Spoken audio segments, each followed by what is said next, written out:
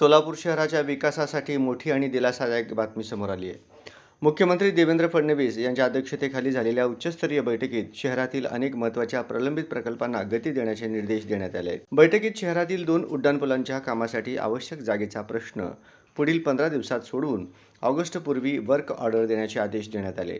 त्यामुळे लवकरच प्रत्यक्ष काम सुरू होण्याची शक्यता आहे. शहराच्या अंतर्गत पाणीपुरवठा योजनेसाठी मंजूर असलेल्या 1400 कोटी रुपयांच्या प्रकल्पाची निविदा 15 सप्टेंबरपर्यंत काढून 30 नोव्हेंबरपूर्वी वर्क ऑर्डर देण्याचे निर्देशही देण्यात आले आहेत. या योजनेमुळे भविष्यात सोलापूरकरांना नियमित पाणीपुरवठा करण्याचा मार्ग मोकळा होणार आहे. याशिवाय सोलापूरच्या प्रस्तावित IT पार्कसाठी आवश्यक जागा 7 दिवसात उपलब्ध करून देण्याचा निर्णय घेण्यात आला आहे. त्यामुळे शहरात उद्योग आणि रोजगाराच्या नवीन संधी निर्माण होण्याची अपेक्षा आहे. सोलापूरची विमानसेवा पुन्हा सुरू करण्यासाठी संबंधित अधिकाऱ्यांना तातडीने कार्यवाही करण्याचे आदेश देण्यात आले आहेत.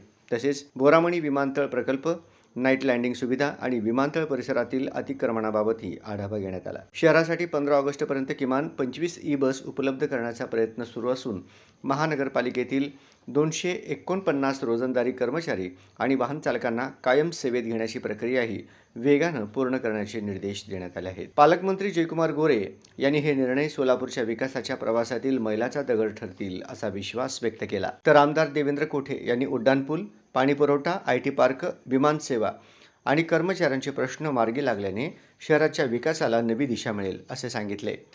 सोलापूरच्या विकासाशी संबंधित प्रत्येक महत्त्वाची बातमी सर्वप्रथम पाहण्यासाठी आमच्या चॅनलला सबस्क्राईब करा. व्हिडिओला लाईक करा आणि आपल्या प्रतिक्रिया कमेंटमध्ये नक्की कळवा.